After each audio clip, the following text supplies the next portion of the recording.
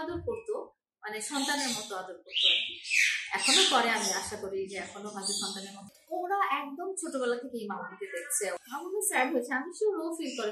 ওরা তো অসম্ভব স্যাড হয়ে গেছে, অসম্ভব ডিপ্রেসড হয়ে থাকে সবটা সময়। ওরা যতটা স্পন্টেনিয়াস বা চঞ্চল ইউজুয়ালি থাকতো, ওই আচার আচরণগুলো এখন ওদের কাছে নাই। আর মামুন ওই যে আপনি যেদিন বললেন যে মামুন একদিন আসছিল, ওরা না ঘরে থেকে বুঝতে পারছে যে মামুন আসছে, একদম অস্থির হয়ে গেছিল যে কখন বাইরে যাবে। ওরা ওরা বুঝতে পারে যে ওদের মালিক কখন আসে। ওরা আসলে মামুনকে বাবার মতো মনে করে, বাবার মতো ট্রিট করে। মামুনও ওদেরকে বাচ্চাদের মতোই একদম অনেক আদর যত্ন করে দেয়, ওদের চুল টুল আশ্রয় দেয়, চুলকে দেয়, গোসল করে দেয়, এগুলো করতো আর। তো ওরা বুঝতে পারে বাসার মালিক ওদের কাছে কিন্তু, মানে মালিক কিন্তু অলওয়েজ মালিক। ওরা কিন্তু খুব প্রভুভক্ত হয়ে থাকে। আর যেহেতু মামুন ওদেরকে এত আদর করতো, মানে সন্তানের মতো আদর করতো আর কি। এখনো করে, আমি আশা করি যে এখনো হয়তো সন্তানের মতো আদর করে, কিন্তু ওরা মিস করে, ওরা খুঁজে বেড়ায়, মামুনকে খুঁজে বেড়ায়। আমি না যখন মামুনের ভিডিও দেখি মোবাইলে, মামুনের যখন ভয়েসটা আসে, হ্যাঁ মামুনের যখন সাউন্ডটা আসে, বা টিভিতে যখন মামুনের সাউন্ডটা আসে, তখন ওরা খুব চঞ্চল হয়ে যায় যে কোথা থেকে সাউন্ডটা আসতেছে। পাখিগুলো, আমাদের ঘরে যে কবুতরগুলো ছিল, ওগুলো না খুব মানে অস্থির হয়ে যায়, যে বিছানার কাছে চলে আসে। মামুন বিছানায় বসে বসে টিভি দেখলো, তো বিছানার কাছে চলে আসছে, কোথা থেকে সাউন্ডটা আসতেছে, মিস করে আসলে। ওরা একদম ছোটবেলা থেকেই মামুনকে দেখছে।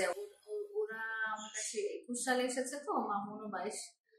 ওরা ওদের বয়স 1 বছর হওয়ার আগে থেকেই ওরা মামুনকে চেনে না। ওরা না বুঝতে পারে, যদি মামুন হয় তাহলে ওরা বুঝতে পারে যে এটা মামুন আসছে। হ্যাঁ, অনেক সময় যেমন পাখিগুলো যখন ইয়ে করে, কবুতরগুলো মনে করে যে মামুন চলে আসে, দৌড়ায় দৌড়ায় ওরা কাছে আসে, কিন্তু যখন দেখে যে না মামুন না, তখন আবার আবার হেঁটে হেঁটে আবার ওদের গাছে চলে যেতে, গাছ আছে ঘরের ভিতরে, ওখানে চলে যায়। কিন্তু ডগিরা না বুঝতে পারে, মামুন যেই কয়বার এসেছিল আমার এখানে ছলাছাটি করার পরে, চলে যাওয়ার পরে যে কয়বার আসছে, একদম ও নিচে ছিল। একটা টাইমে এসে যে ও ঘরেও আসে নাই, ও নিচে ছিল, ওরা দৌড়ায় চলে গেছে একদম।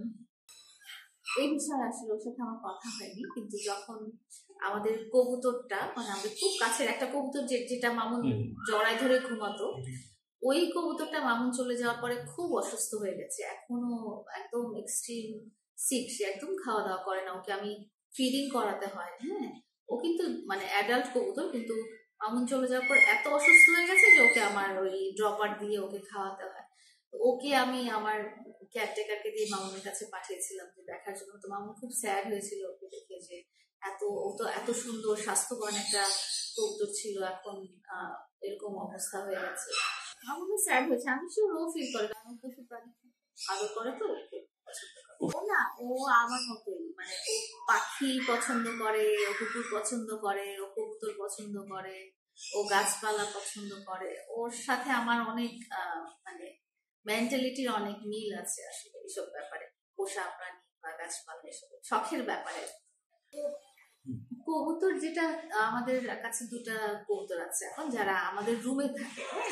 মানুষের রুমের ভিতরে তো আসলে কবুতর রাখে না মানুষ, যেখানে পাখি টাখি রাখে সেখানে কবুতর গুলো থাকে। বাট আমাদের এই কবুতর 2টা এত বেশি আপন, আপনারা হয়তো ভিডিওতে দেখেছেন যে আমরা কোথাও গেলে ওদেরকে সাথে করে নিয়ে যাই, ঝুড়িতে করে কবুতর গুলোকে নিয়ে যাই। আপনার একটা ঈদের একটা ব্লগ ছিল আমাদের, একটা কোরবানি ঈদে আমরা শরীয়তপুরে গিয়েছিলাম, তখনও কবুতরটাকে কোলে করে নিয়ে গিয়েছিলাম। তো এই কবুতর 2টা আর কি আমরা যখন ট্রাভেল করি বা কোথাও যাই, ওই 2টাকে সাথে করে নিয়ে যাই।